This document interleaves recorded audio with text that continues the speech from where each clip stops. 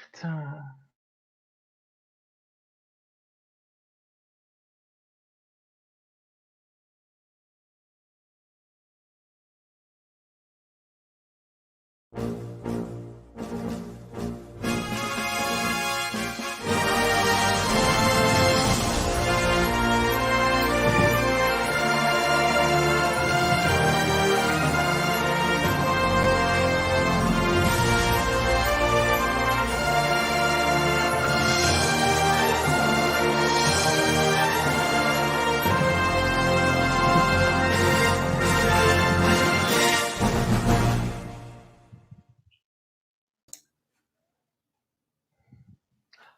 Bonjour! Welcome! Hey, welcome to Unsung Heroes, everybody. Hello, Chris. How are ya? I'm just laughing that the first thing that came on our live broadcast was someone saying "Holy shit!" The second it went live.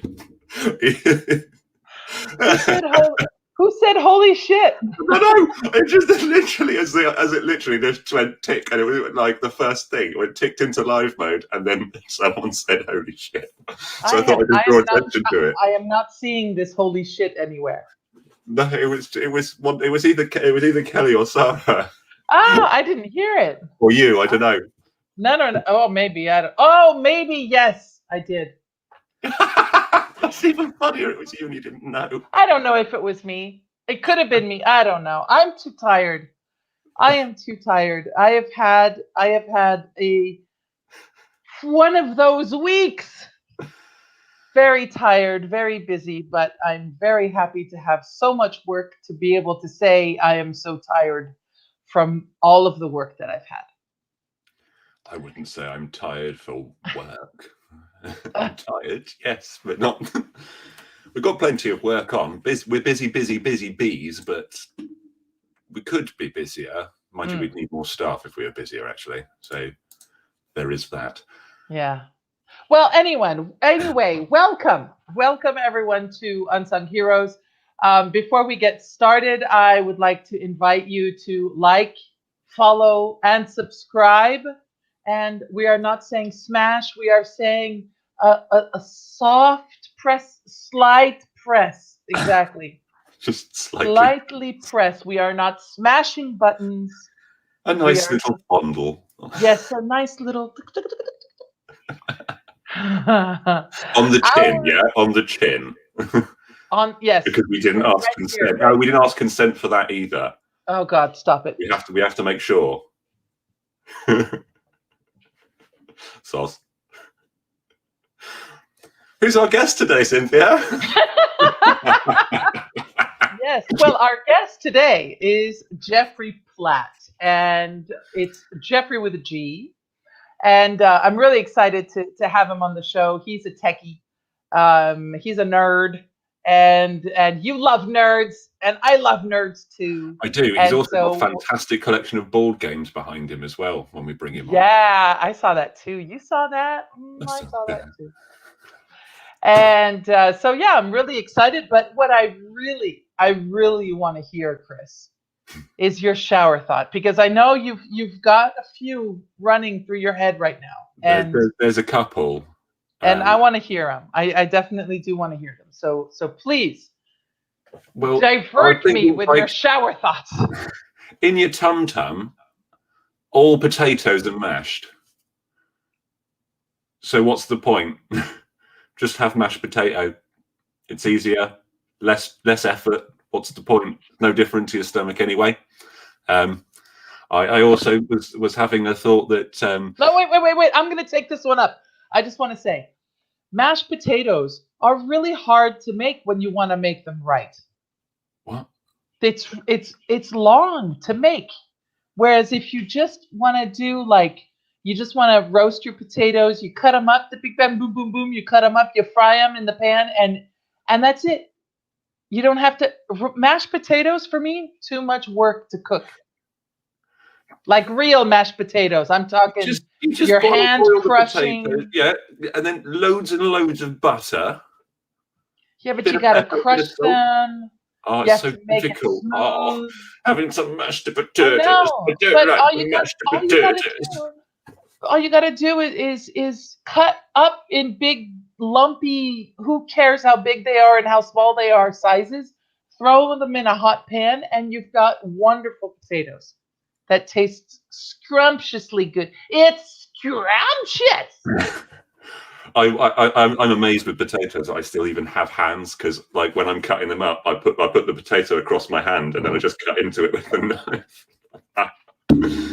Yes. So don't get us wrong, but have you ever had roasties? I don't know if those are what I think they are. But in Switzerland, they're called röstis, and they're like hashed potato patties Hash and brown. the hash browns, but they're not as tight as hash browns are in the U.S. Thanks, Bob. Oh, David, you're good at mashed potatoes. Becca, mashing them. Stop it. It's too much work. Yeah, Anyway, I think we're going to have to come squid. back to this point now. Now that we've got so deep into potatoes, we're going to have to ask. That's going to be the one we're going to have to bring. We'll cycle back and bring Geoffrey in on it. Okay. All I right. was Your also second one. in my little shower moments that, like, tradition is technically just peer pressure from dead people.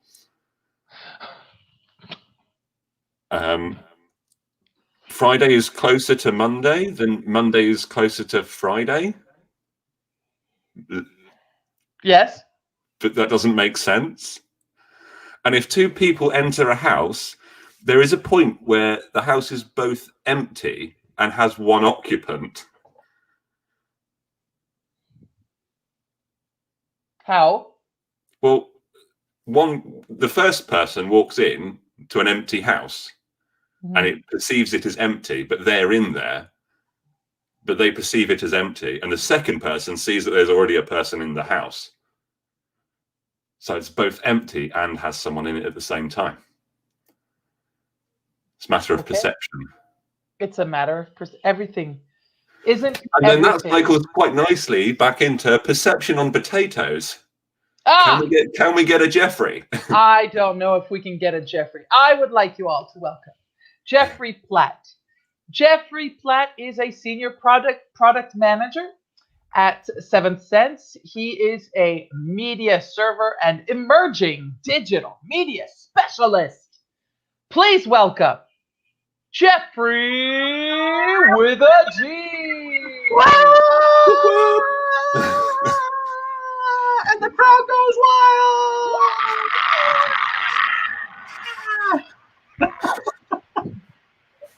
Anyway, I love what's on entrances like that, potatoes? Geoffrey. Thank you. I've got to tell you guys, you're the highlight of my day. And Wonderful. It's only midday for Geoffrey. It's only midday, so.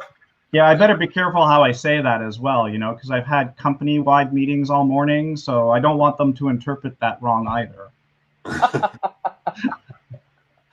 It's okay. We know that we're your favorite, and I have a friend, and I'll tell her that I'm referencing her right now. But she always tells all of her. She has two boys, and she tells her kids, "You're my favorite."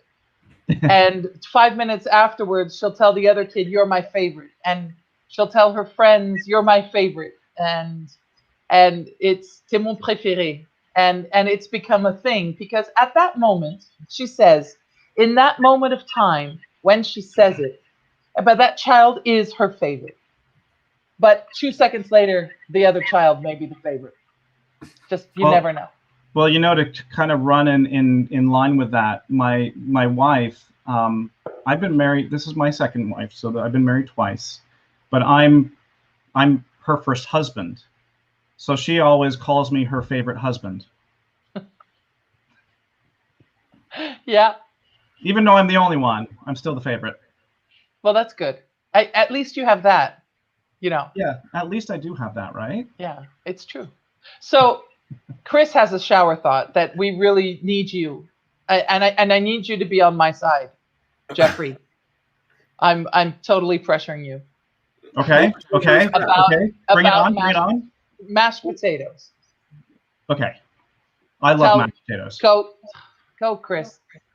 Tell There him. we go. That's it. That's all we need to know. Geoffrey likes the mashed potatoes. It's I all about like the mashed potatoes too. I didn't say I didn't like mashed potatoes. You said you can't be bothered to mash the potatoes. Your shower thought was since the potatoes in the stomach are all mashed up anyway, we might as well just eat mashed potatoes. Yeah.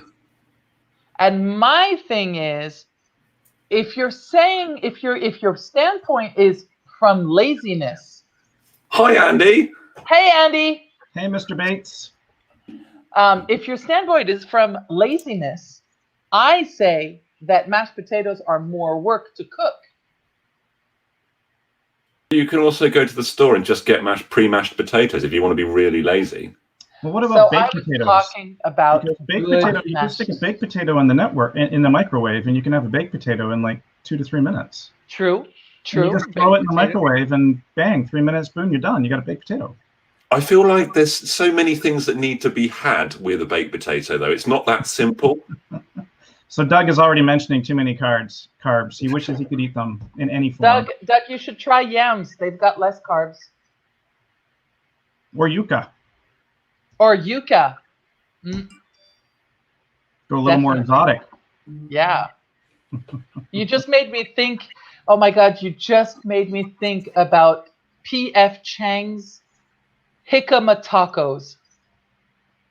Have you ever had those? No idea what those are. No do you know idea. Do you know what P.F. Chang's is? Okay. Yeah. The menu item has been removed. Okay, they do not have jicama tacos anymore. But jicama is this exotic legume. It's like turnip. So many words coming out of your mouth right now. I have no idea what any of them mean. It's like a turnip. It's a round turnip, and they slice it. So it's big like this, and they slice it into these round, like a taco, and they fill it in. And so you have a turnip taco. There we go. But it's a jicama taco. It's really good, okay? If you ever go to the store and get a jicama, slice it in really thin slices and make tacos out of them. It's the best thing. Thank you. Jicama, crunchy, delicious root veg. Yum. Very good. Much better than mashed potatoes. And no carbs, Doug. No carbs. If you'd have asked me to have read that out, I'd have said jicama or jicama. So I'm learning Spanish now, so I know it's jicama. Jicama. Jicama. But apparently in Latin America, it would be some other. I don't know how to say it in Latin America. I'm learning Spanish.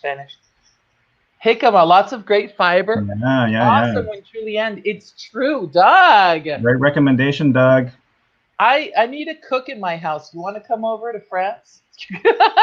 You can cook in my house. Just on Becca's point that came up there on the comments, she said, "Hear me out, smash! All about the fake potatoes." I've cooked smash before. Is anyone? Do you know what smash is? Right? No clue. No. Okay, it's like a powder that you mix with water, I think, and as you're stirring it in the pan, it becomes mash. It's fake mash. You know what? I have had that in the past. It's really weird.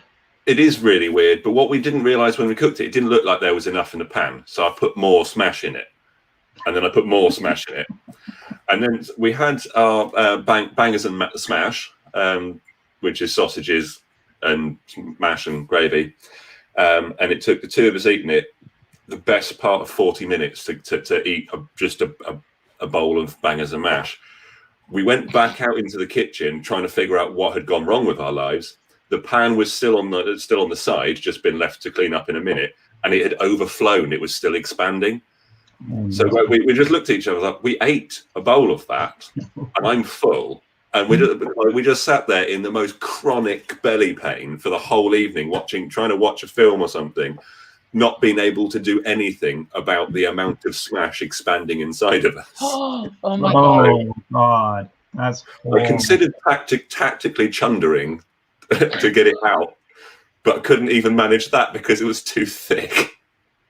Oh, So that's we awful. just sat there in pain and said we would never ever eat smash again. I can, yeah. That's actually disgusting. I can actually like imagine my stomach being filled by something that, oh God, no. Expanding. So the takeaway No. from this whole conversation is don't eat foods that have not completely expanded or that Yeah, have the potential to expand 3 to 4 to 5 times their size. that's right. That's right. I think that I would be think a that's good good. I rule think of that's good thumb. advice for all of the viewers. Yes. Please, children, do not eat something that has not fully expanded yet in the cooking process. Okay? Listen to mommy. Just don't eat expandable foods. There you go, Becca. We've answered that for you. Done. Anyone else got any things that we want to answer? They need us to answer whilst we're going through the deep dive into Geoffrey, his past, present, and future. Ooh. Would you like to tell us like a bit more of an introduction, a bit more about yourself, Geoffrey? Yes, Sure. please do. This might be a good time actually just to throw the first slide up because it's me. It's me, Geoffrey. So as mentioned at the beginning of the show, I presently work for Seventh Sense, a wonderful British company based out of Brighton, UK, which Chris is very familiar with. And I've been working in the live and themed entertainment industry now for the better part of like most of my life. I started in theater when I was 16 years old in high school, and actually it's a kind of funny story because I was in high school, of course, you know, like being rebellious. I grew up in just outside of Montreal, Quebec, Canada. So it was a very bilingual speaking part of Quebec. But you know, we were all very rebellious back then, and needless, I'm not going to get into all the details, but drinking age there is 18, and we weren't drinking at the age of 18. So lots of, you know, partying going on in those younger years, and still trying to figure out, you know, what I wanted to do, where I wanted to go in my life. And one of my best friends, still to this day, his cousin was the head of the theater department in our high school.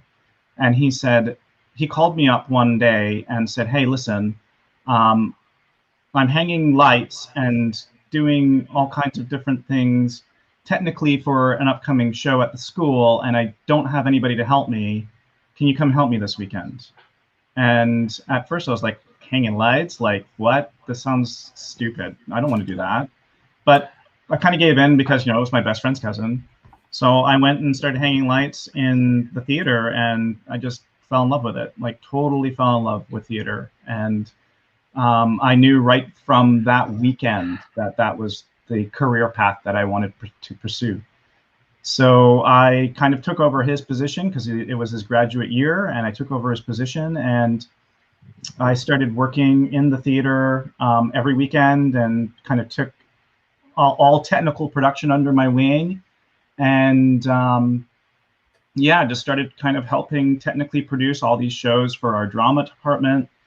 And once I finished high school, like I was into that for 2 years, and once I finished high school, I was like, man, I need to start doing this. But at the same time, I have 2 younger brothers, and my dad was an electrical engineer, and my brothers were both very heavily into computers. And, you know, I was looking at theater and going, you know, like, I don't know if I can make a career or make a living out of technical theater. So I might try my hand at like computer engineering, which is pretty friggin' funny. Because when you look at it right now, it's kind of like full circle. I went from live theater and I'm now technically working in computer engineering. So it's really weird. But I actually went to school, started school for like basically 1 semester, looking at doing computer sciences. And the school that my roommate was attending, that school was looking for a technical director for the theater. So I applied for the job on a whim and got it. And I started working for the school. for like that year, and I said, that's it. Like I've got to do this for the rest of my life. So I started looking up schools, and I went to school in Montreal, Quebec, Canada, and studied technical theater and design, and learned. Actually, I was going there when I went to school. I was like, wow, this is like, I already know like lots of this stuff. So of course, being in your late teens, you're like, do I really need to pay attention to this stuff? I'm in college. So I didn't realize like how much of that information would really kind of relay and portray back into my professional life. And one teacher that I had, we called her Gabs, she taught dramaturgy. And it's, dramaturgy is really all about kind of deep diving into plays and the scripts and criticizing, like ripping them apart and criticizing every single little bit and piece of it, including the history of it and figuring out the historical facts of it, and kind of making sure that it's all legit, but also learning how to criticize, learning how to take criticism, good criticism, bad criticism. And that part really helped kind of push me in my career. So I look at criticism as like a really good thing in a lot of ways. And it's funny because criticism in its own right is kind of, a lot of people are always kind of asking if they can criticize you, or don't take this personally, like I'm going to give you some criticism. And for me, I'm like, yeah, bring it on. I want it. Give me criticism. I want to hear all about it. Do you like my glasses? No, you don't like my glasses. Why do you not like my glasses? What's wrong? Are they reflecting wrong? Are they giving like too much blue? Like, what's wrong with my glasses? Do you not like my teeth? Well, that's too bad. Or my eyes, too bad. My hair, whatever. But, is it a job requirement or a contractual thing in Seven Sense that you all have to wear loud, colourful shirts? Do you not like my flamingo? Oh, I love it. I love it. But it's definitely a Seven Sense thing. Everyone's always wearing something loud and colourful. So a Seven Sense actually on Fridays, this has kind of been like a historical thing, is Hawaiian shirt Fridays. And Matt Barton brought that on. So I'm trying to conform to that, but it's a little play on because I also do, actually I have just a little slide. I also do, or have been doing, a weekly show as well, using the same platform called Ahead of the Curve. And during Ahead of the Curve, this was a shot actually while I was producing it while I was away, but during Ahead of the Curve, I typically wear loud, fun shirts with flamingos a lot of the time, or themed shirts to the people that I'm speaking to or the guests that I have on. So it's kind of like a little fun thing. But yeah, it's also part of the, part of being at Seven Sense as well, is like to have these fun, crazy shirts. We actually just had a rebrand as well. And I haven't had time, of course, to get in the office because of COVID, but I was hoping to try and maybe get one of the shirts for this show, but I'll have one soon, maybe next time. I have my own personal Seven Sense Hawaiian shirt. See, you're already ahead of me. I don't know if it's the new one, but I definitely, Matt sent one to me, and I haven't worn it yet because it's a little too tight. And if I do wear it outside, I think certain parts of my body will be hanging out a little bit too much.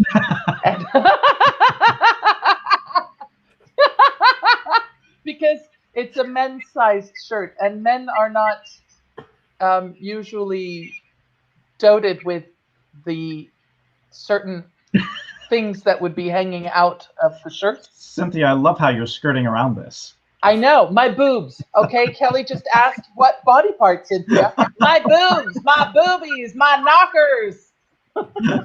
I think that should be a some sort of at an event thing, and you can just She-Hulk out of it. It'd be hilarious. Well, I was going to say, as being a product manager as well, I'm supposed to keep track of features of different things. So there's a good one. If Matt is watching the show, there's a new feature request for our new Hawaiian shirts. Matt, make them in women's sizes a little bit bigger with women who have boobs, please. That would be really cool. Boobs like my type of boobs. I'm not going to get up to show you all my boobs, but you know, No, not. this is ridiculous. Let's all see This Cynthia's Unsung conversation Hero. went totally sideways. I did want to say something actually. Yes, they do. Women's shirts do need extra space in the chest area because now I'm going to go on a rant. I'm sorry, gentlemen, because you're not going to understand this. But all right, I have big boobs. And in the US, what drives me nuts is that all of the bras all have really thick padding. And so they make your boobs look even bigger. It's so annoying. It's so annoying. And so you cannot get bras that don't have that super thick padding to give you a push-up, you know, because it's like the whole idea is behind the push-up. So when you have an ache, this is crazy. Jeffrey, are you happy that we're talking about boobies on the show? Did you even think that we would be talking about boobies, knockers? No, honestly, I didn't think we were going to go there. But you know what? Like all of my friends and everybody watching, they totally get it. They would not be we surprised. warned you that it could be anything. But anyway, so we're buying these. You know, God damn it, if I could, I would take off my shirt and show you, just to prove to you that this is just ridiculous. But anyway. So if you have A cup size boobs, you need, welcome to Unsung Heroes, y'all. Yeah, exactly. You need to have, you don't need to, but if you want to, you can have a push-up and you can have really nice cleavage. When you have a D cup or an E cup or an F cup or a fucking G cup, you do not need push-ups to have cleavage. I want bras without padding. Sorry. I'm never going to refer to this like in future episodes as Cynthia's like titty meltdown.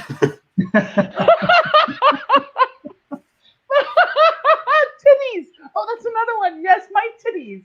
I like titties. I like the word titties.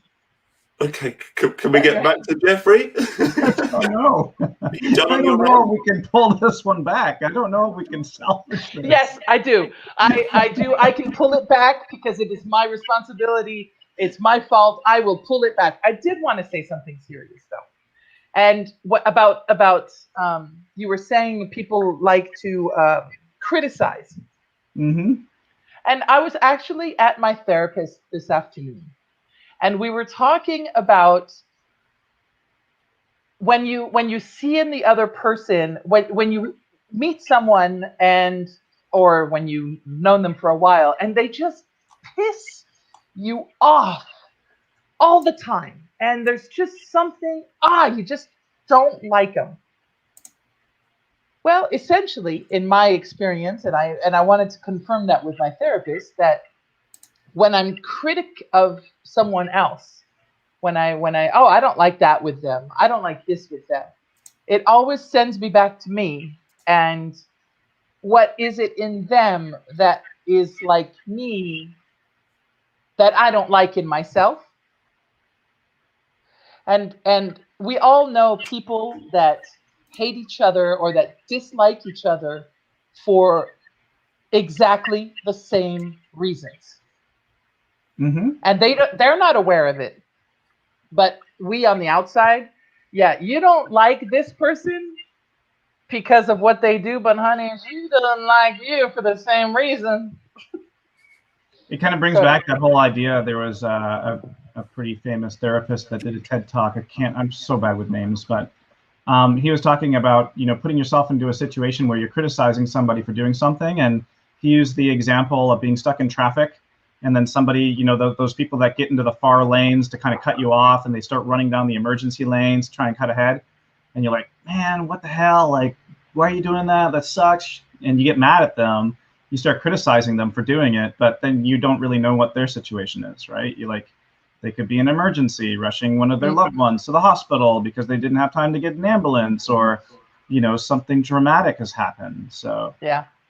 Full Yes. disclosure, if anyone sees me going down the hard shoulder of a motorway, then it's usually an emergency of the toilet variety. And I do consider that as a life or death situation. So I guess Matt was watching, by the way, Cynthia, and he did take your comments into. Yay! But in my size, in my size. So the feature request is in.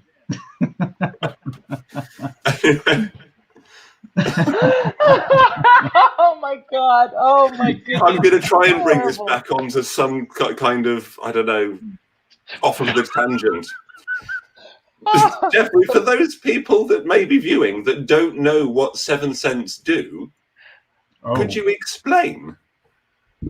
Because I realise we just skirted over that because Cynthia and I already know. Yeah, I was going to say, let me see what. You're welcome, Matt. I have to skip to a slide. So you want to take me out just for a second, and then I'm going to skip over to a slide. I'll give you guys a little idea. Because there's a lot of stuff in here that relates to what we do, but I want to just bring up one of the case studies I had in here of what we do. And we don't get to show a whole lot of stuff publicly, so I think this is actually now a pretty good example. So if you want to bring up the slide again, I can give you guys a little idea. Yes. So this is the latest Bourne show or stunt show that is being featured here in Orlando at Universal Studios. And I'm going to give a huge shout out to Eric Lehman and Andrew Lehman. Actually, Andrew Lehman, who's one of our system techs here in Orlando, spent a tremendous amount of time helping and working on this project and bringing it all to life. But what 7 Cents essentially does is we create products that allow things like this on the screen to happen. So we do video playback systems, and we do kind of emerging video technology systems in order to be able to play back really large format video, to be able to warp it and meld it to basically any object or any display, and scale it up to any size format. So like the background that you see there, it's a super elongated, huge LED screen. So for those of you who are not very technical, you know, an LED screen is very much like your TV, but on a very large scale. And a lot of the background here was created in a gaming engine, in a gaming platform. So gamers out there, this is all done in Unreal Engine. And then it was basically translated over into one of our hardware systems, and then completely choreographed. So some of the scenes that you see here is a mixture of traditional video, so just kind of video playback in the background. But the tower that's in the middle is basically a robot, is completely animated. So the top, you can see it kind of expanding there. And the exterior, the facade on the outside, is all projection mapped. And you can kind of see like gunshots there. I don't know if you can faintly see it, but the actor kind of trips and you see his foot kind of fall down, and there's this little blink of light. You know, that's like projection mapping visual effect. But the whole idea for the show is to kind of really immerse you in there, you know, so that you feel like you're part of the action. So that's kind of like, I guess in a nutshell, kind of what we do. So we deal with a lot of like really technical things. We do a lot of engineering, and we basically pull a lot of these different types of technologies together.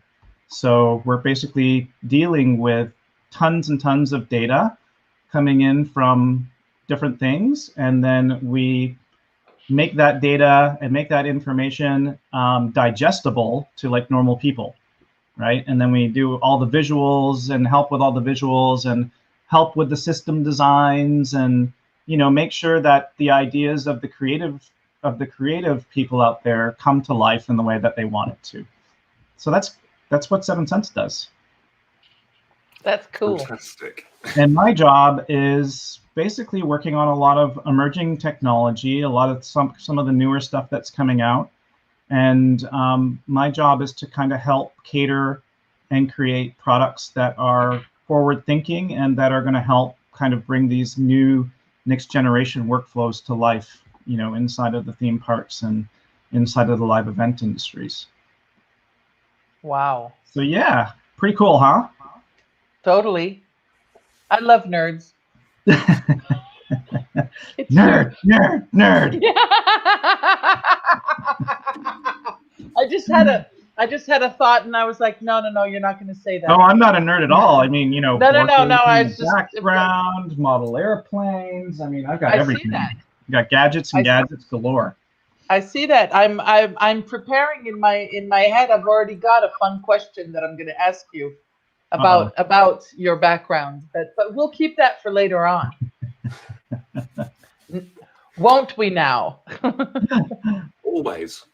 So, I mean, one of the things that I wanted to ask you is what some of the difficulties, some of the challenges that you've had in your career. I mean, what?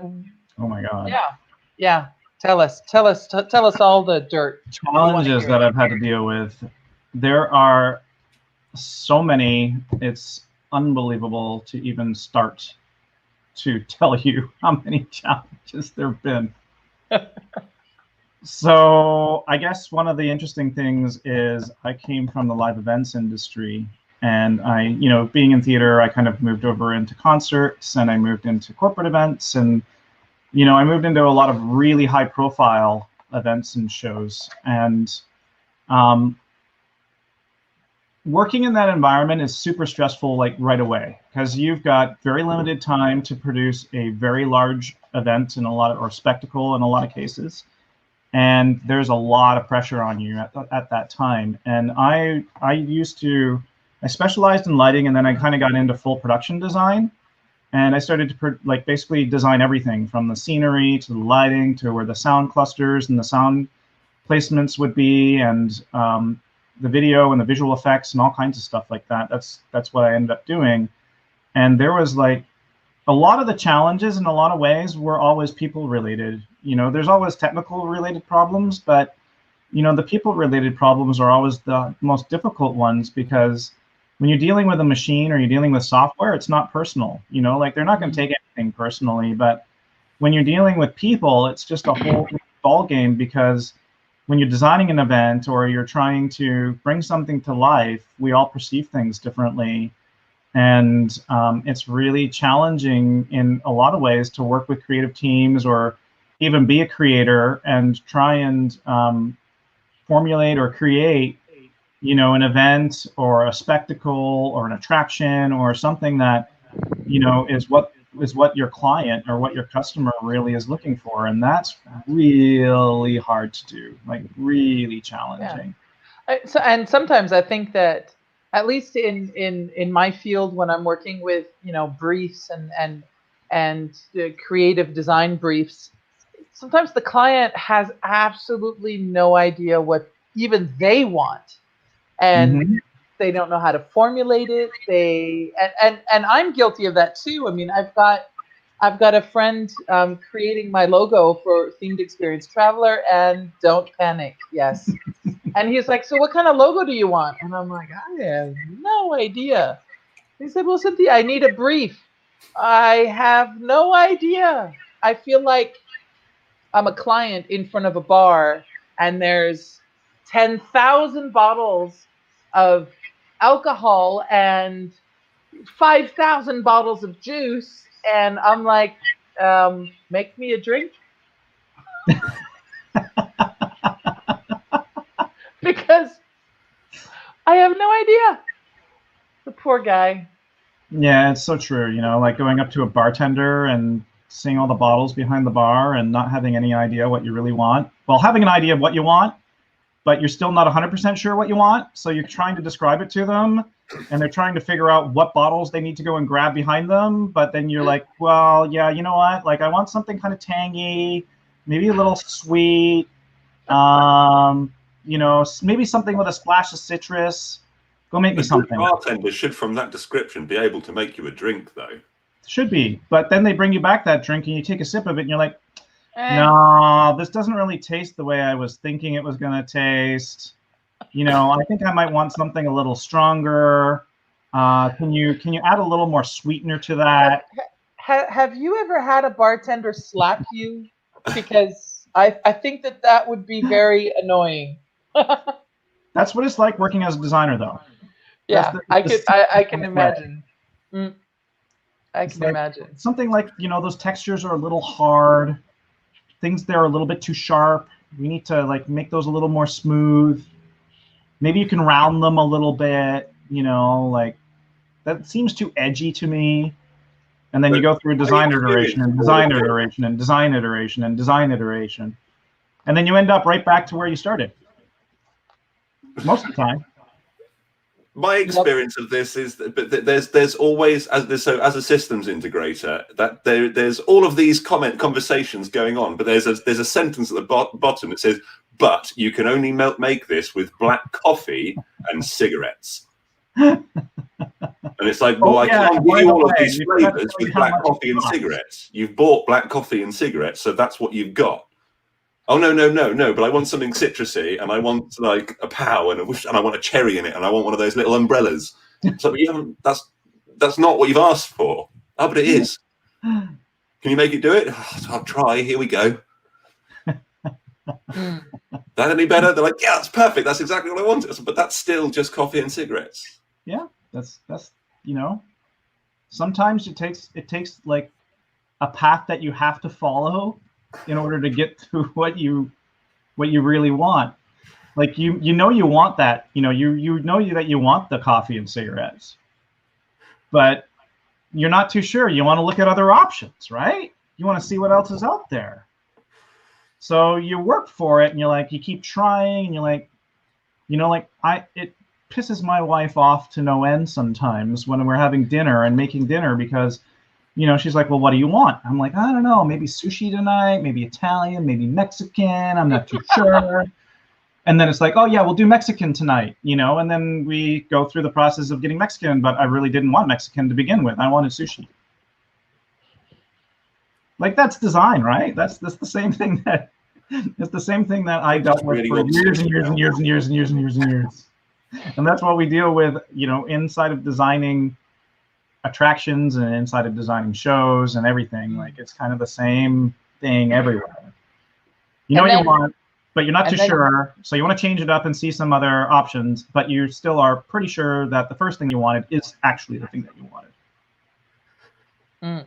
And then you add culture. Oh yeah, I'm gonna splash all the culture into that as well. There we go. Jesus. Then you've got yourself a real show. Yeah, woo.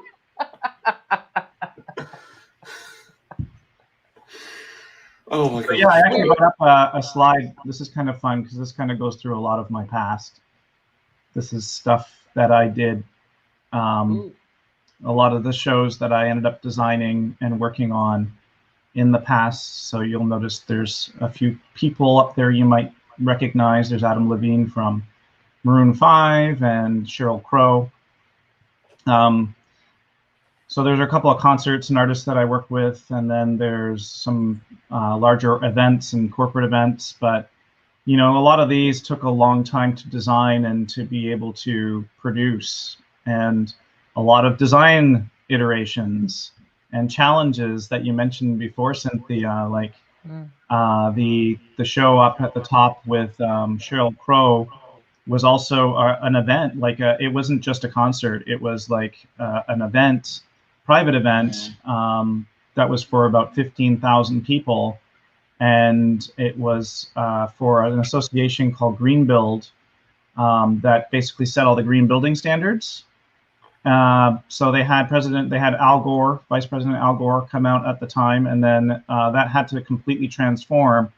So there was a different set, you know, and I had to make the design so that the entire set would transform from kind of a more conservative corporate approach to something that's going to be more, you know, fun and interesting and work for a concert as at the same time. So a lot of it was designing things and designing events that were completely multifunctional, as opposed to just being set for one specific thing.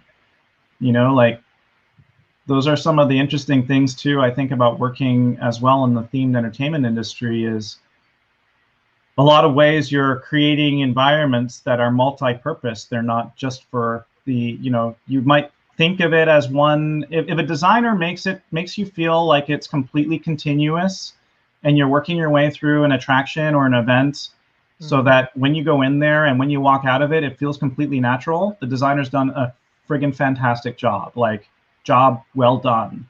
And it's the same way when you go through a ride in the theme park, you know, like from the time that you get into the queue to the time that you get on the ride and you finish the ride, it's the same kind of experience. It's that whole sense of consistency so that you're kind of into it the whole time and you walk out of it going, that was really freaking cool or really amazing, you know?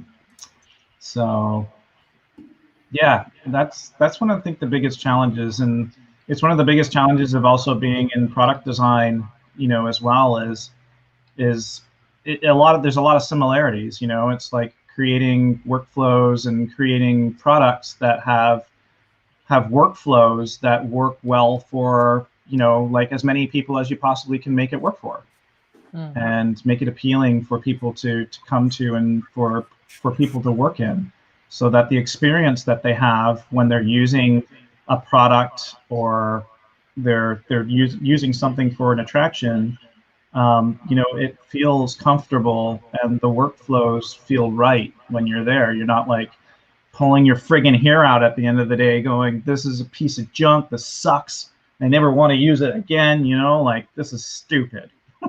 Give me something else. Been there, done that.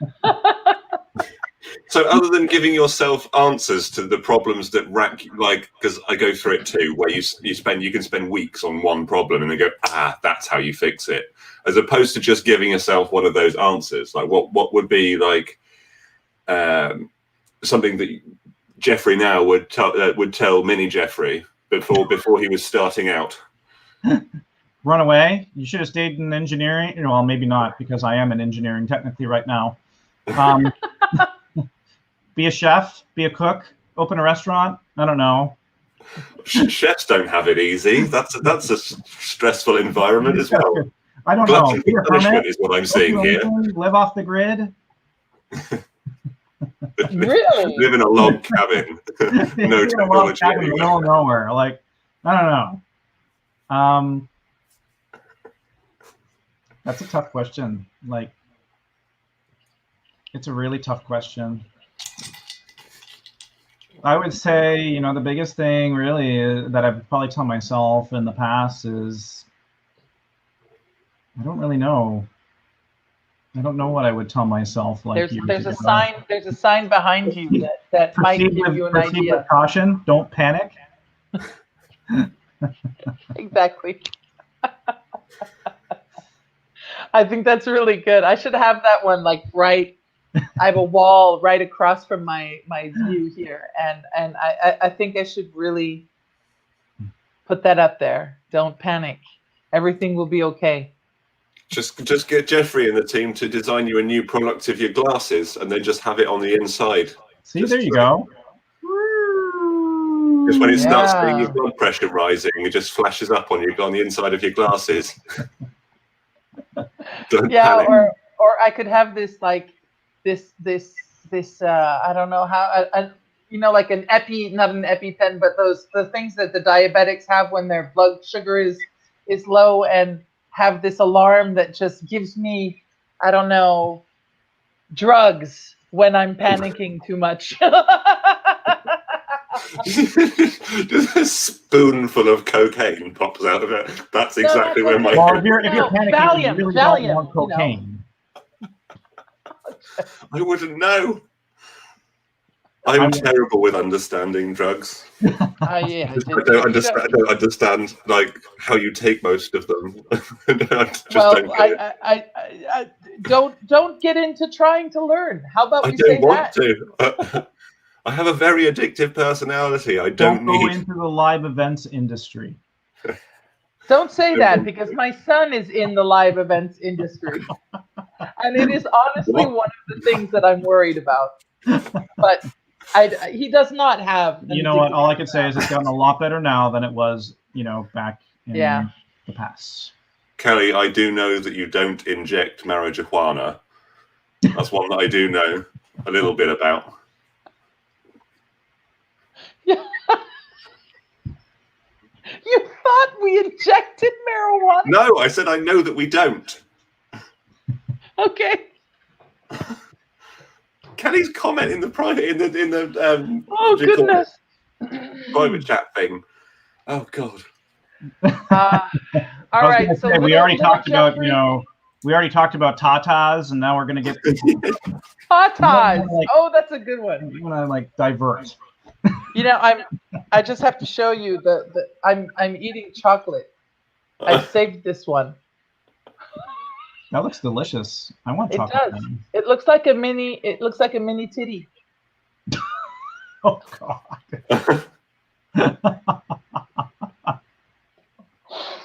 All right, I'm out. You could, Kelly. You could take me off the show. I will recuse myself from ne change rien. Exactly. Ne change rien. Thank you. All right. I want to know. What do you want to know? You've obviously evolved in your career. Mm-hmm. You've obviously learned from your mistakes. You've learned from your successes. Still learning from my mistakes, by the way. That's an ongoing thing. So that was in the present perfect. You've learned from means that you can still learn. That was just a moment of grammar. Excuse me, my English teacherness came out for me, and I was just okay. So I'm sorry. That was. Why are you apologizing now? You haven't apologized the whole show. Oh, fuck off.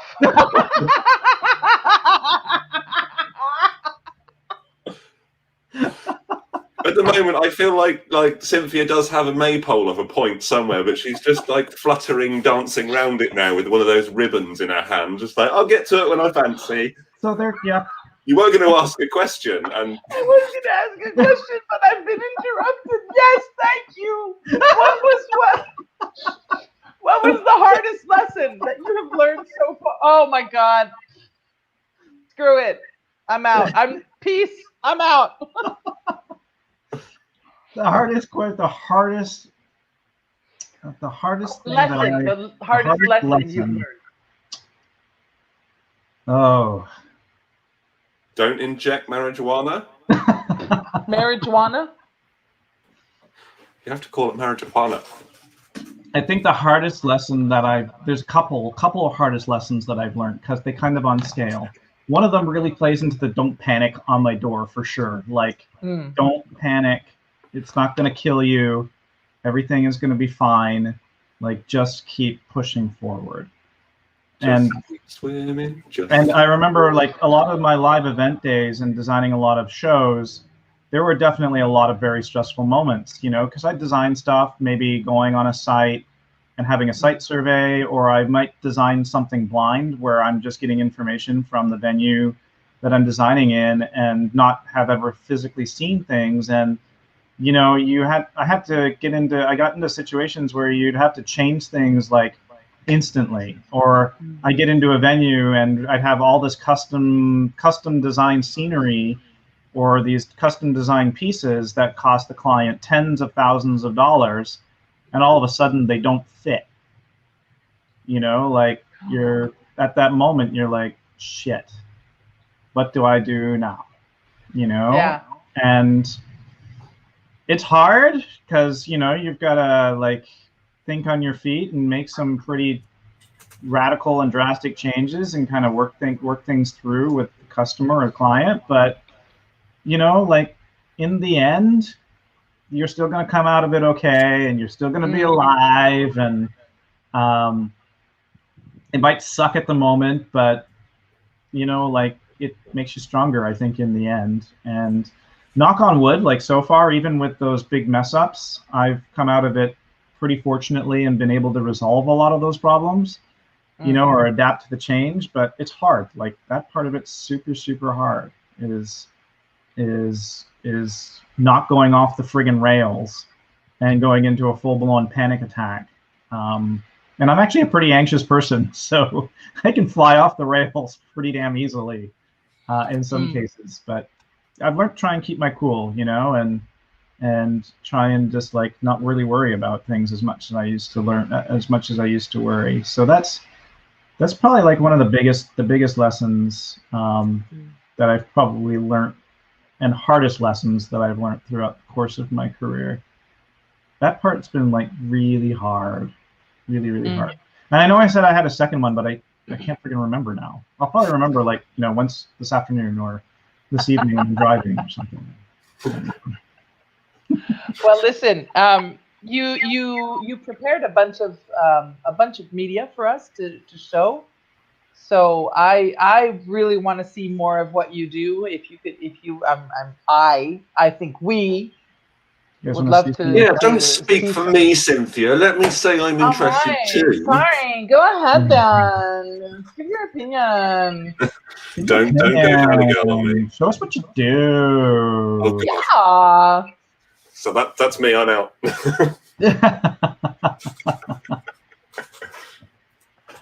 So some of the stuff that we do that's kind of cool is we do this thing called projection mapping, and I know that a lot of people inside of our industry have seen this in a lot of different ways, and a lot of people in the themed, especially in the theme parks, and I'm sure that everybody in the whole world would recognize this that's up right now. But this is a mapping. This is actually a prototype, really small scale model of the Shanghai Castle. The Disney Shanghai Castle. And when I was working at Christie, I was working on a team, two teams actually. I was working on a team, of course, in the media server department, but I was also assisting with some tools, some new tools that we call auto alignment tools that allow projectors to be aligned without having to do it manually. So we were doing a demonstration for Disney of some of these new tools that we were working on and kind of showing them off. But one of the cool things about working on the job is, as well as being, you know, I've worked on a number of different projects inside of the theme entertainment industry, especially over the course of the last, I was mentioning this before, you know, like I've been involved in the themed entertainment side more, I guess, in the course of the last 7 years of my career than ever before. And I've had a lot of great opportunities, and I've made a lot of wonderful friends inside the industry, and I've been able to help consult as well on a lot of these projects. And it's been really fun, you know, being involved and working with the creative departments, and you know, trying to figure out these crazy ideas and these crazy things to project on and to make it look the way that it should look when it comes out. So it's kind of a really interesting and fun thing, and it's really exciting to see the looks on people's faces when they see something like this for the very first time, you know, because it's that sense of the excitement that's built up throughout the whole time of doing the project, but it's also a tremendous feeling of achievement, you know, when the show goes off for the first time and you're seeing people react to all of the hard work that went into designing something, you know, just like this, because a lot of people have no idea how much work has gone into being able to produce something, even like this smaller scale model. You know,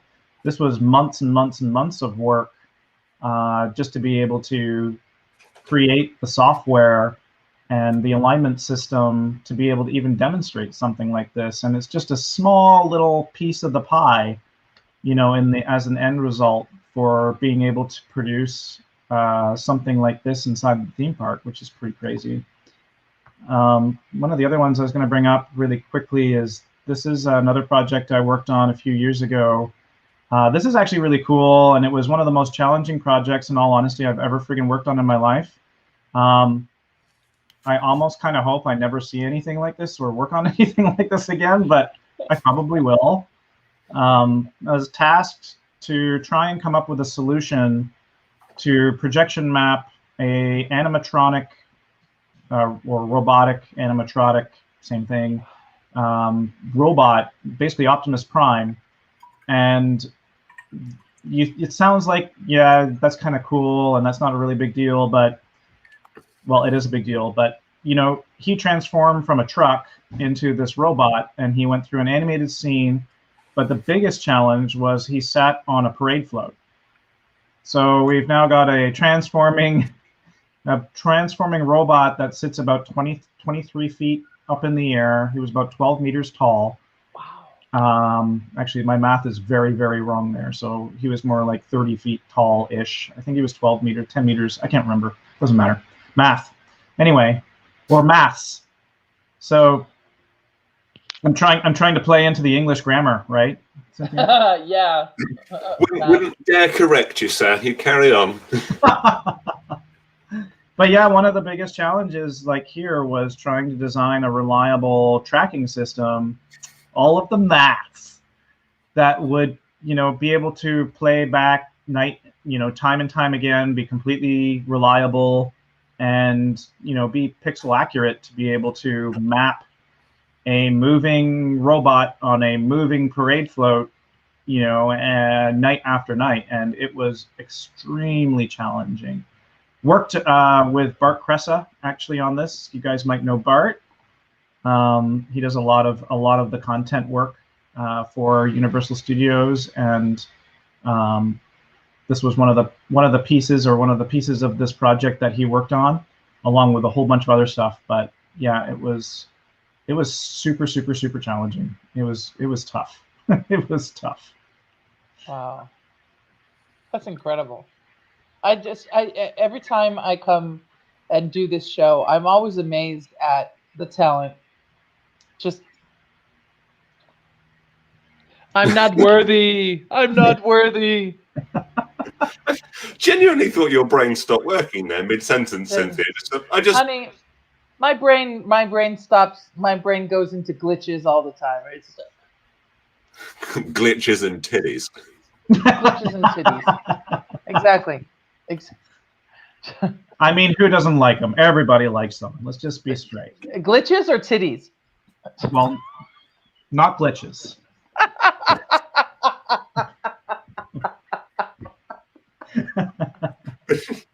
This is so bad. We are so bad. I'm not saying you're bad, Geoffrey.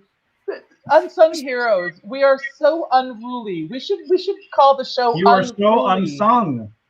It should be Unruly Heroes. Exactly. The Unruly Heroes.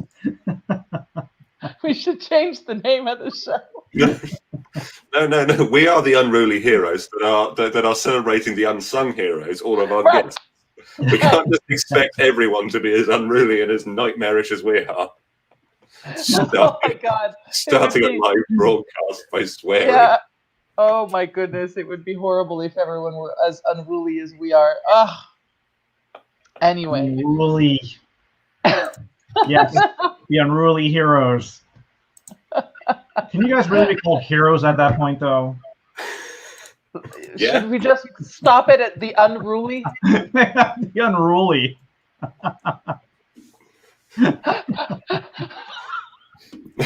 No. Just no. Unsung Heroes, hosted by the Unruly. The Unruly. Heroes to the other unruly folks. Oh my goodness. Oh my goodness. What else do you have to show us, Geoffrey? Keep 'em coming. Yeah, this is another project actually that I worked on about a year ago.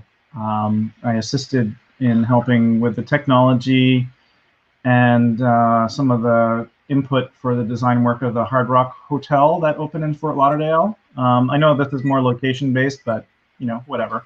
It's kind of all one and the same in a lot of ways. Yeah. But yeah, this was super cool because it's kind of the first time that something like this had been done. There's these crazy lasers that sit on top of the building. It's really cool. If you guys ever get a chance to take, like, everybody, if anyone has a chance to see it, it's pretty spectacular. It has these crazy high wattage lasers that sit on top of the building, and you can see it kind of a little bit in that first shot, where the lasers portray the strings of the guitar. And seeing as this sits basically technically on an Indian reserve, they were able to clear the airspace above the hotel so that it's a no-flight zone. And those lasers literally like blast into space, and they change color, and they're fully choreographed with the different shows that happen on the building.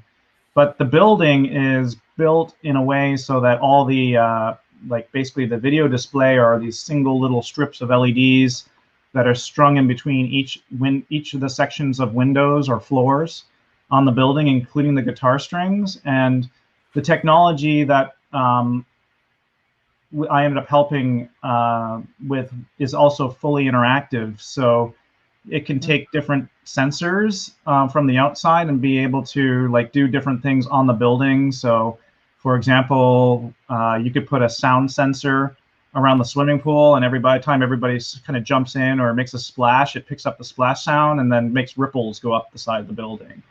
And, you know, like all kinds of crazy things like that we could do, and weather stations and things like that. So yeah, Seminole Tribe of Florida.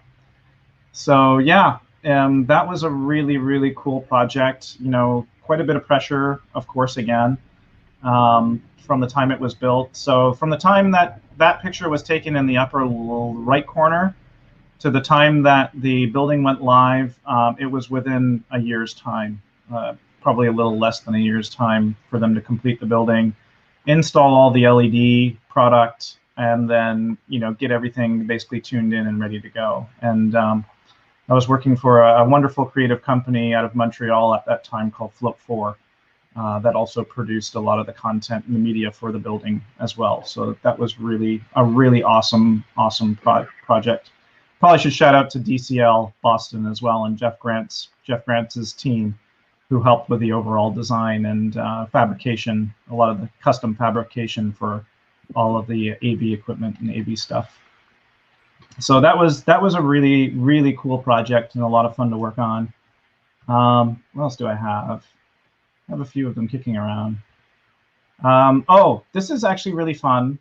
This is one of my little side projects, and unfortunately I'm going to miss it this year. They're doing a drive-through, but this is a yearly projection digital art festival that happens here in Florida. It's in the Panhandle, a beautiful area called Alice Beach, and every year on the second weekend of May, they bring in artists from around the world, and they select about 60 to 70 different pieces of digital art, which gets basically projected onto all of the different houses and buildings inside the community. So it's a private community. The buildings are absolutely gorgeous. They're kind of a Spanish Greek style building. Every one of them is stark white. It's in a low light zone, so all of the lighting inside of the community is all gaslit. So those little kind of glowing features, I guess, on the building in the upper left corner are actually gas lamps. So it takes to projection really, really well. And it's an ongoing like weekend-based art festival. And they set it up really cool because you get tickets, but they cater for a family night, and then they also do an adults night. And Cynthia would love this because they bring out a bunch of like little food stations, and local breweries come in, and distilleries, and Yes. they set up like kind of a drink and eat tour.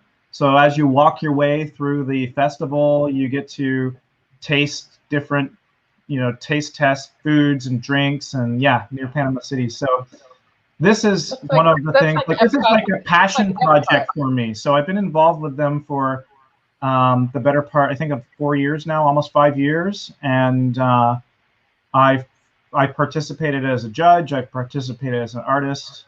Wow.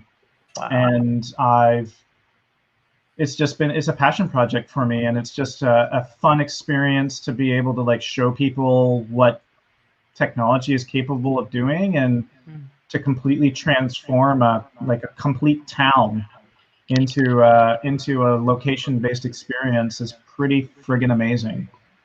So that actually takes place. That's going to happen, I think, May the 12th through the 16th, I believe. Wow. This year. So yeah, that's basically a month coming. And they typically do it as a walkthrough event, but this year they're going to do it as a drive-through. of course, because of COVID. Yeah. I'm always amazed at how I don't know if this is well, I will say that I'm guilty of not knowing whether this happens elsewhere in the world. It does. But no, but well, maybe not to like the this scale, but the digital art festivals are all over the world. yeah,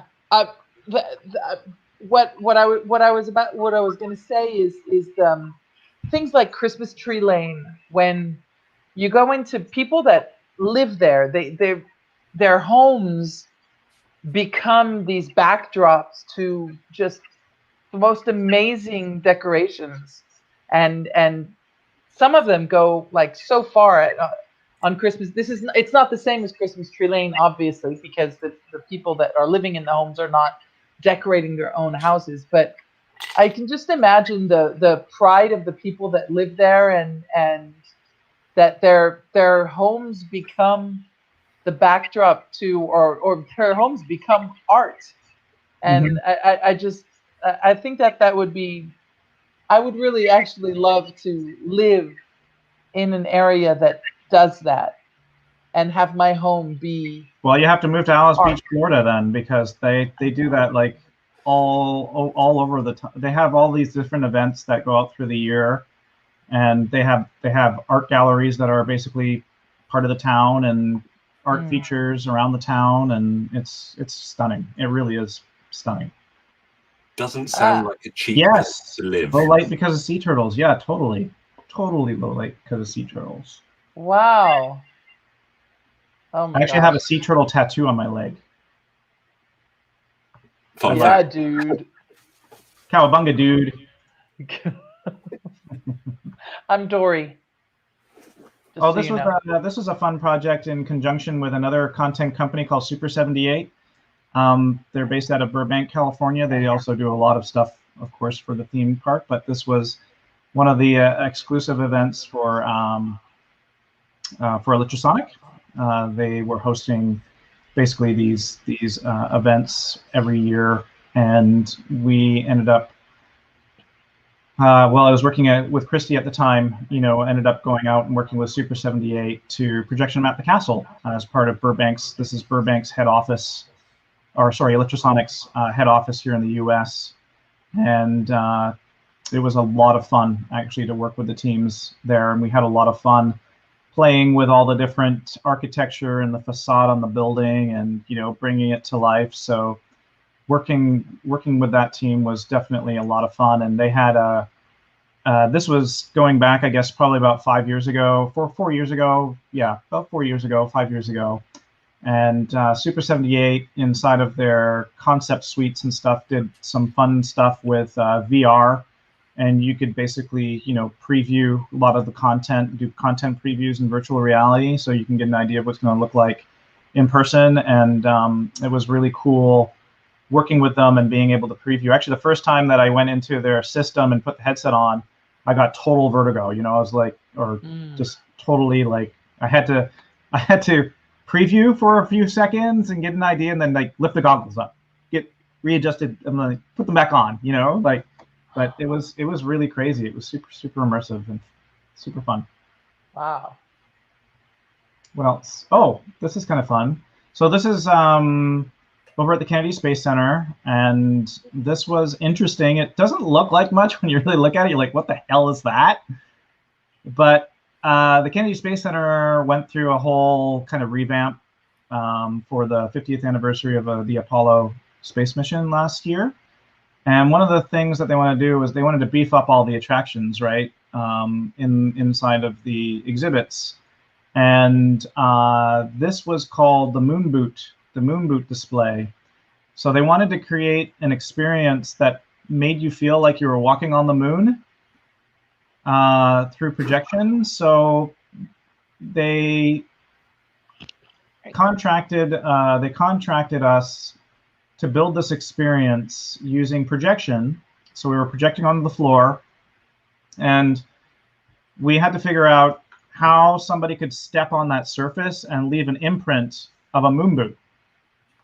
So I worked with a company, a great company out of the Carolinas called Moondog.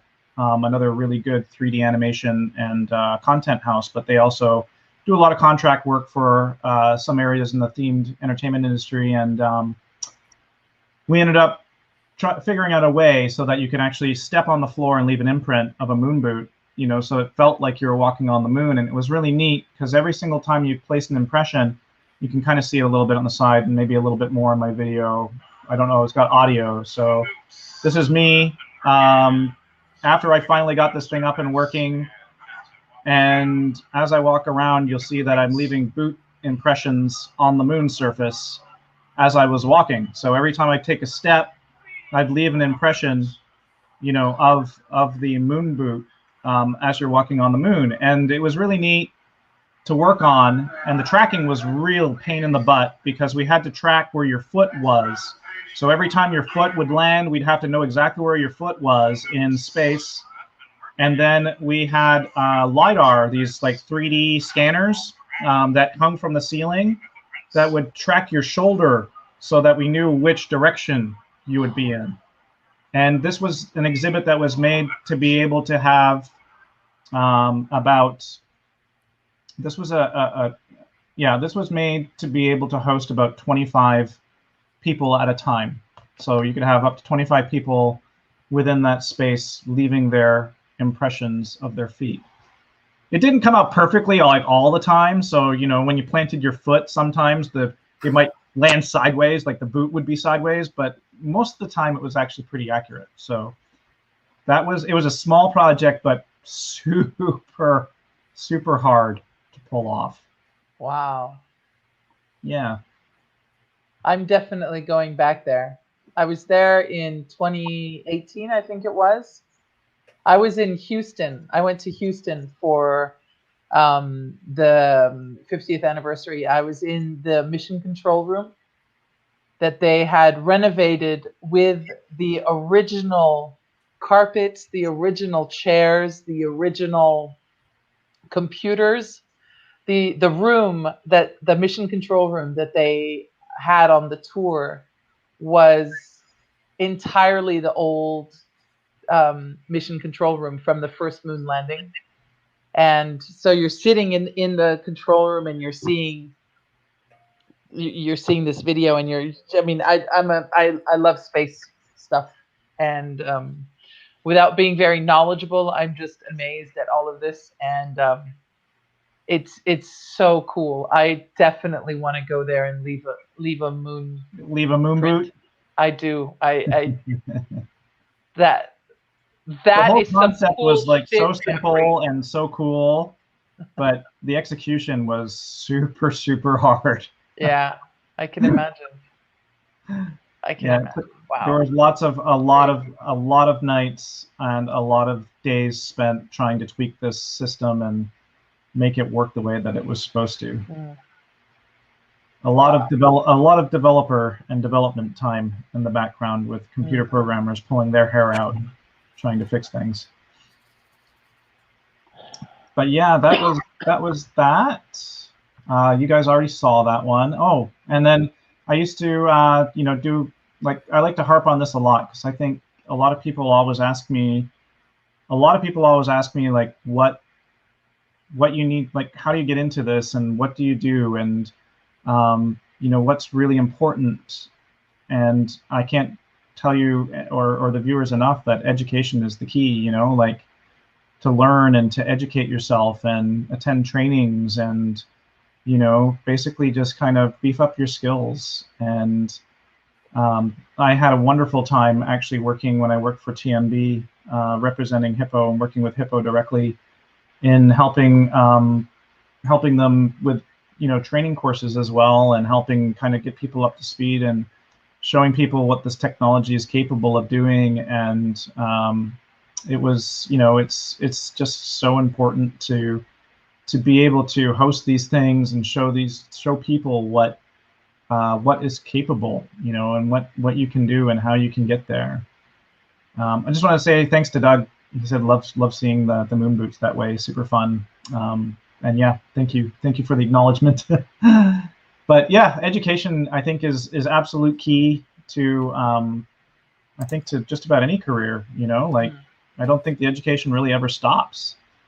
I can tell you right now, in my career and working with Seventh Sense, I've been learning an awful lot, over the course of the last year, and it's been pretty tremendous, kind of going down the path and just kind of keeping your ears and your eyes open and being open to trying new things and trying things that you might not necessarily feel super comfortable in doing.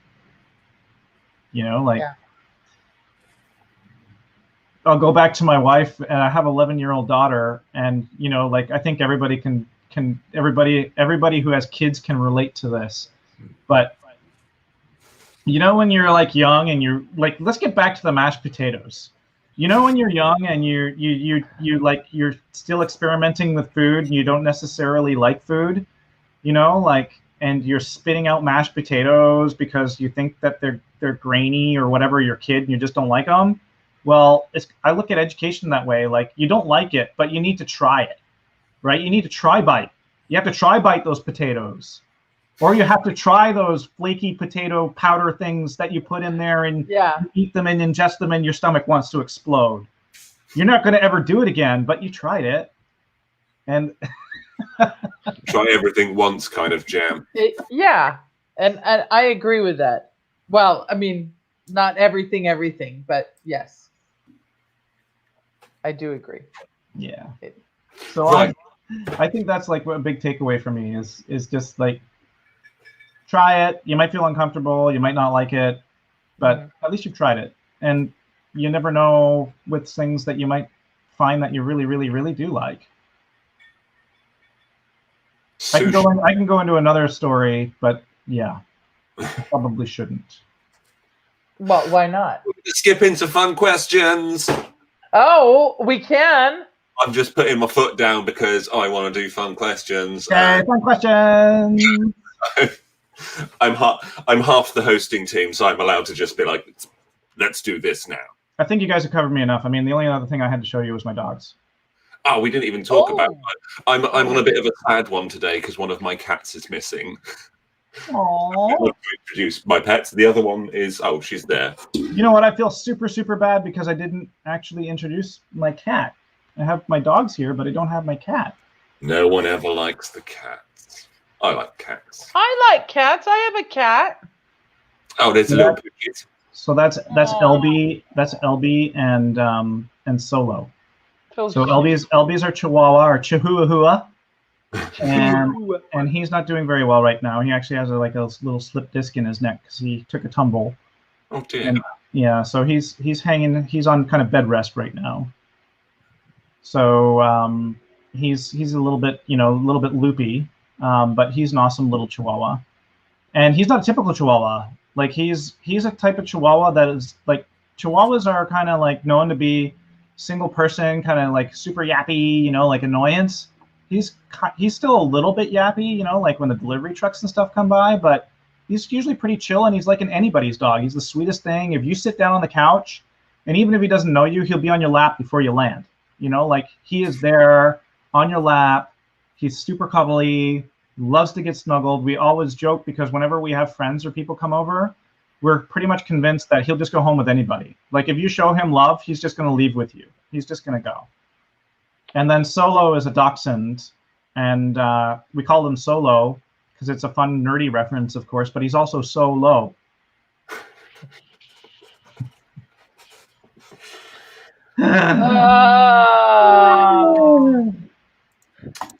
Good Lord. And then we have a tabby cat, and his name is Oscar Archibald Kitty III. And he's a very special cat because he actually underwent, when he went and got neutered, of course they put him under with the anesthesia, and apparently he was allergic to it, and he literally died on the table and was out for a little while, like a few minutes, and he came back to life. So he literally trashed one of his 9 lives on the table and came back to life again. I'd have just renamed him Jesus. Wow. I don't know if that's offensive to anyone, and to be honest, I don't care if it is. We're not going to. Okay, now, thanks to the little doggies. I was just waving goodbye to them there. Because, Geoffrey, this is Unsung Heroes. If you could have a superpower, what would it be? Ooh. It depends. Can I turn it on and turn it off when I want to? I can? Absolutely. Invisibility. I just literally... Yeah. Have you ever watched Big Mouth on Netflix? No. It's a cartoon series about with adult humor with kids going through puberty, and there's literally the episodes I just watched before we came on here.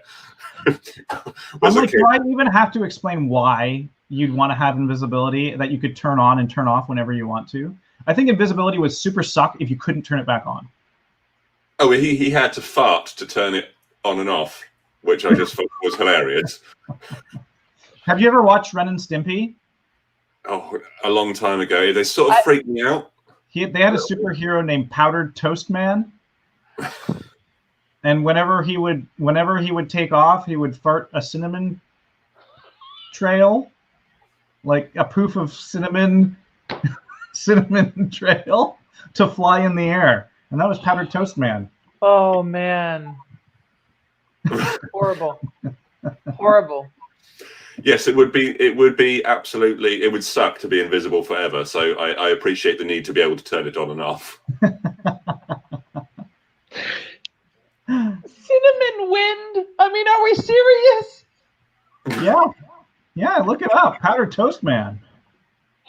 Powdered Toast Man. Wind. Goodness. All right. Fun questions. Chris? It's your turn. It's my turn. Well, I just asked one. That's right. Cinnamon wind. I tell you what, We've got cinnamon. We've got cinnamon for the win. All right. I have a fun question. I would like you to tell me which 3 board games you would take on a deserted island among the 3 board games that are behind you. Among all of the board games that are behind you. Oh my God. Oh, on a deserted island? Am I alone or do I have somebody with me? Oh, you have to have enough players. There's enough players. You have 6 people with you. Okay. And does the deserted island, even though it's deserted, is there access to like different things on this island, or is there nothing? It plays a big part in my answer. Like are there objects and weird objects and things that you can grab and things that you can like make? Yes. Yes. Okay. Yeah. All right. Then I've got the answer for you. All right. Cool. Where is it? I'm gonna get it. I'm even gonna get it for you guys. I'm gonna be like a showcaser. Cool. This is one of them. It's called Quelf. It sounds like a really bad thing, and I guess it could be perceived as that. But this is a board game that you can play. It's ages 12 and up. It plays up to 8 players, and it makes people do the craziest, silliest things like you could think of. Like there's rules that, so it's a board game. You have a board, you kind of land on these different places and these colors, and each color represents these different cards that you have to pull. And some of them could be like a song or an action that you have to do throughout the rest of the game. So you might, like, my brother had to say abracadabra whenever somebody said something or did something. So all of a sudden in the middle of nowhere, while somebody else is taking a turn, he would jump up in the air and say abracadabra. Or we had another friend that had to make like a mask out of household items that she had to wear throughout the rest of the game. Or you'd have to sing a song, or you can't use your hand anymore. You have to use a spatula or something that you find in the kitchen. So this that's so funny. A blast with people that are open-minded enough to get into it. So that's one of them. All right, I'm writing this down. That one is super fun.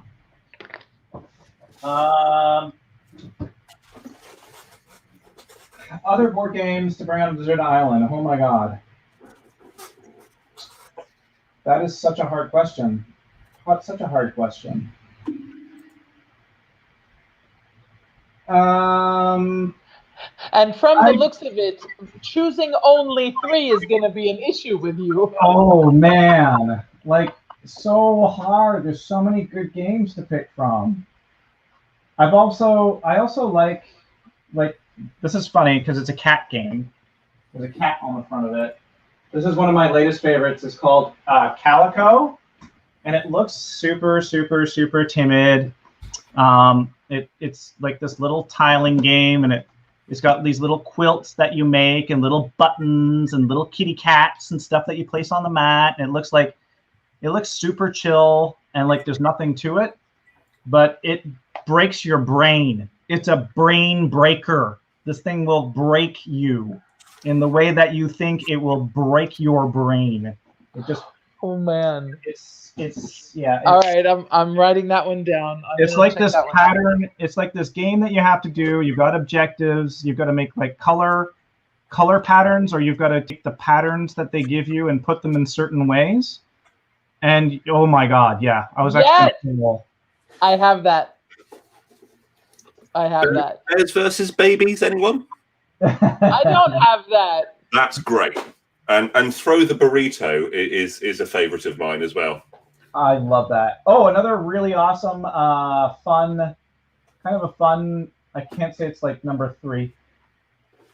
I would say that there's a game that I have called On Tour, and it kind of plays, it's called On Tour, and it plays into like the music industry, but they call this game a roll and write.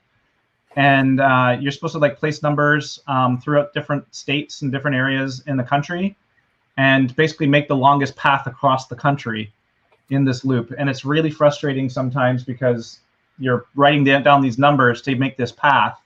And, you know, if you make the wrong decision, then you can totally screw yourself. So, but that one plays up to like 8 players. So that one's super, super fun. Emmanuel, yeah, Exploding Kittens for sure. Definitely. I mean, of course, there's like Cards Against Humanity is always a good one when you're. You know all of the answers. When you know all of the cards too much with Cards Against Humanity, it's not funny anymore. Yeah. Although I do have the box where you can cut the roof of the box out and then have the extra card that has the biggest, blackest dick written on it. What is this? The Cards Against Humanity? Is that like? I will bring it to a TEA event where we will not play it at the TEA event. We will totally not PC? to our own little bar that is definitely not affiliated with any industry whatsoever. Okay. Friends play I cards. got it. We have in France. We have 2 games that are like that. One of them is called Blanc Manger Coco. It's so not PC. And then there's another one called limite limite, and there's an expression in French that says c'est limite limite, and it means like it's like you're like really at the edge. You're at the edge. You're on the limit. You've reached the the edge of no return. Yes, and so the game is called limite limite, and that game is extremely. Oh God, it's dirty. It's not politically race. It's not political. It's not racist. It's more sexual, and it's so funny. And I didn't know you this. have my attention. Yes, I know. So during the first lockdown in March, I had my kids. My kids, my daughter-in-law and my daughter-in-love, because they're not married. My son, me, and my COVID lover. I met a guy on Tinder 3 dates after we met. It was lockdown time, and he had a small apartment, and I just said, "You want to lock down with me?" And he was like, "Okay." And so we locked down with my kids, and yeah, that was interesting. Anyway, so you can end up talking about Airbnb. No, I'm not. Stop it. And so I wanted to buy board games because I didn't have any board games. I'd given all of my board games to a neighbor who donated them to her son's handicap association. Anyway, I don't know. And so I bought Limite Limite, and I bought Exploding Kittens, and I bought this dice game with pigs. I don't know if you all have that in the States. And so I Please don't tell started me you playing played this with your Tinder. Please don't tell me you played this with your Tinder date and your kids. I did.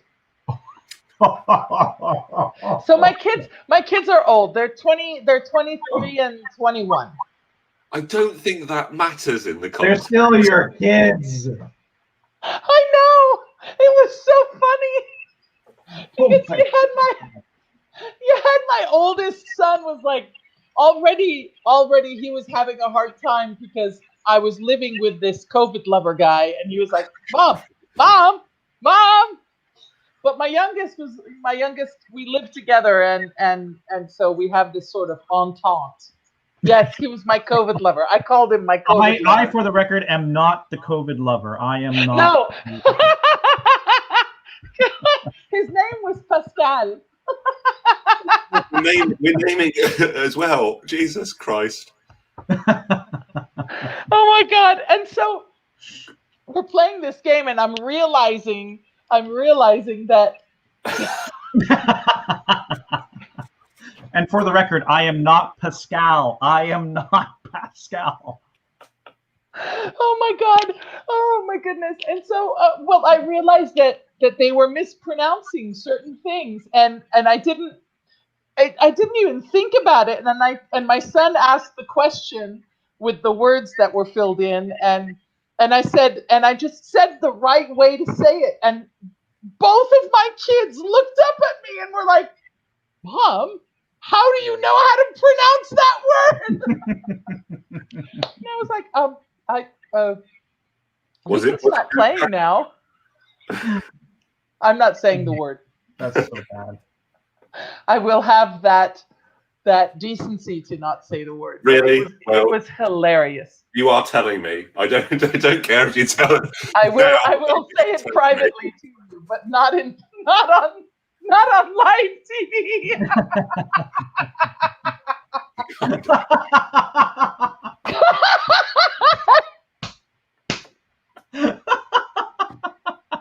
Oh my God. Oh, that's awesome. I think You're going to have to put yourself on screen so I can swear at you.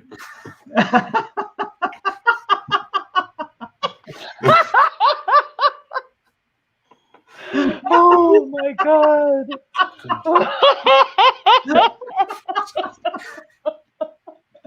This is right. This is wonderful. All right, Chris, I think that we need to close this off with our last question. This is one that I'm looking forward to playing. This is really neat. This one's called Play It Forward. Okay. It's actually called Sneaky Cards. Sneaky Cards is what it's called. Okay. And you register this deck online, and these all have social things that you have to do. So these are categorized, but like one of them is take a selfie with a total stranger. And when you do, you give them the card. So after you've done this, and the whole objective is to get rid of all of them. So you want to give all of these cards away. So they have all these different little things that you have to do to get rid of them. So another one is like during conversation, whenever you would say the word now, instead say the word meow. So every single time you have to say meow instead of now. And when you do that, and they ask you about it, you give them the card. And you hand the card away. And each one of these cards has an ID on the bottom so that you can track it. So there's a little ID. Well, I'm giving you the finger. There's a little ID here that basically tells you what the number is of that card, and you can track your cards as you hand them out. So wait, one of them is like, what do the people do with someone, the cards? or defeat someone in a duel, challenge somebody to a contest, whether it's arm wrestling, rock, paper, scissors, etc. If you are victorious, give them the card. So yeah, there's all kinds of crazy. What do they do with the card? They can keep it, or they like play it forward. So they can register the card on sneakycards.com. They can register the card and play the card forward, so they can continue playing.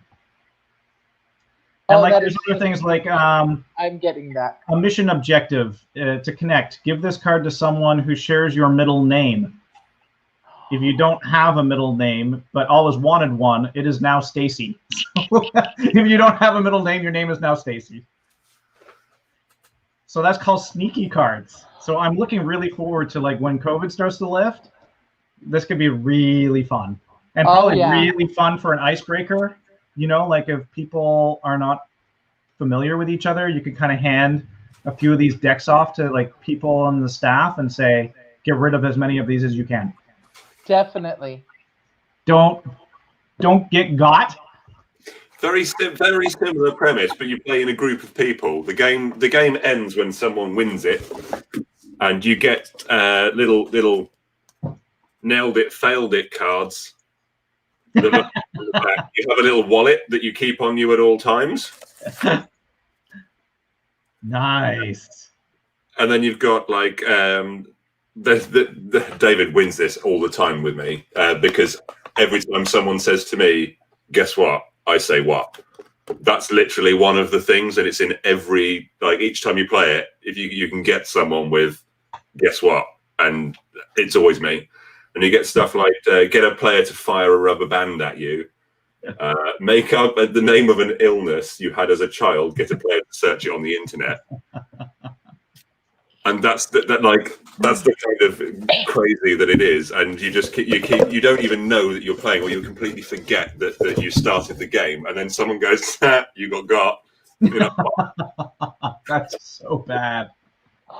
Excellent. That sounds super fun too. Wow. Okay, Chris, let's move to our last fun question, our most important. There we go. Right. Okay. Let's wrap this up with a beautiful question. So, Geoffrey, that is not the question I am going to ask. Kelly, you completely done me there. If you had to wear a big hat or a little hat for the rest of your life, which one would you choose? Bearing in mind, you can't explain to anyone why you're wearing the hat or what's made you wear the hat, and also that these are the hats.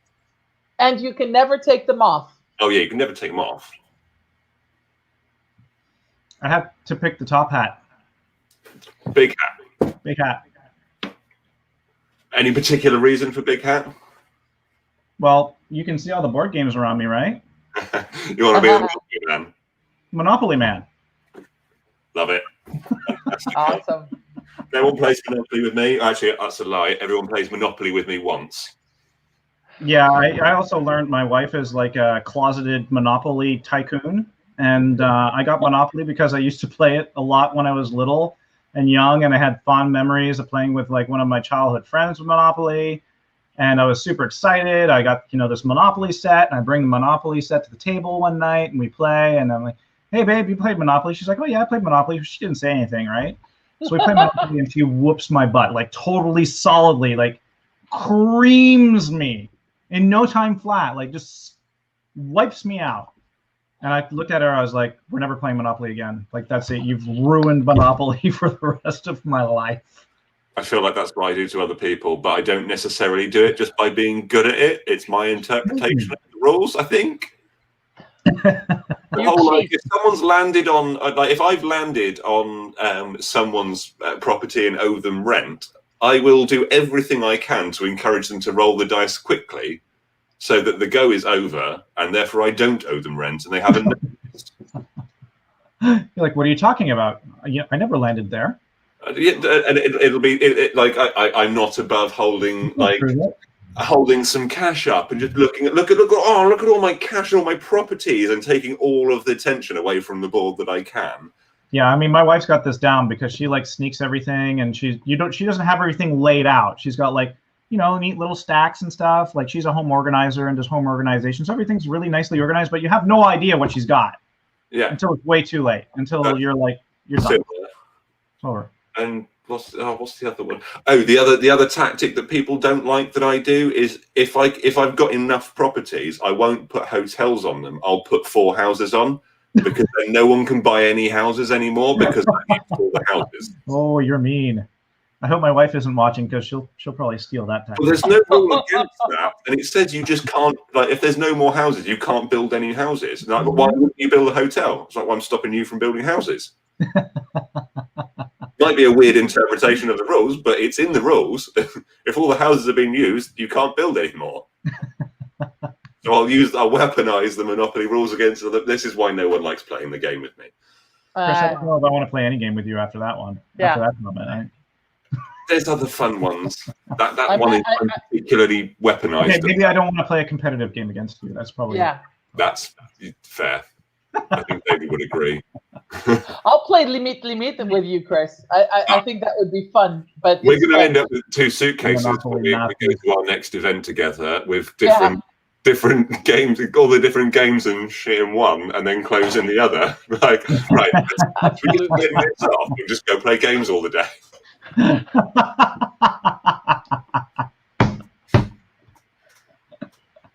Kelly, you are a comedian. Do you realize that you are actually a comedian, and you should actually be a stand-up because you're funny?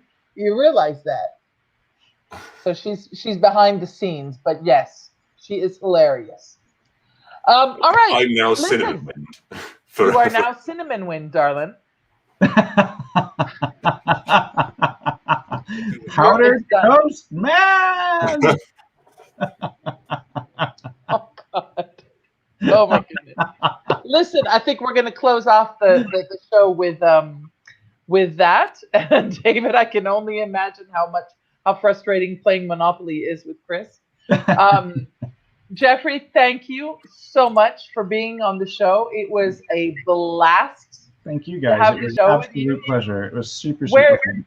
Where can we find you? Tell us your social media so people can come and follow you. You guys can easily find me under my name, Geoffrey Platt. You can also find me under Ahead of the Curve. And yeah, I mean, to be honest with you, I'm actually pretty easy to find through all the social media networks. So anybody that wants to reach out, feel free to ping me on just about any platform you could think of. All right. Almost all of them. Okay. Well, thank you very much again, Chris. Like, follow, subscribe, smash. No, slightly press. I wanted smash, so I said smash. I want it mashed. Mash it. Oh, no! And we've gone full circle. Thank you, everyone, for listening. Thank you for being faithful to the show. Thank you for liking and subscribing and following. And don't forget. And lightly caressing. Oh, God dang. Goodbye, everybody. Don't forget, make the world a better place. Go hug a hero. Bye. Bye, Geoffrey. Bye, Chris. Bye, everyone. Thank you.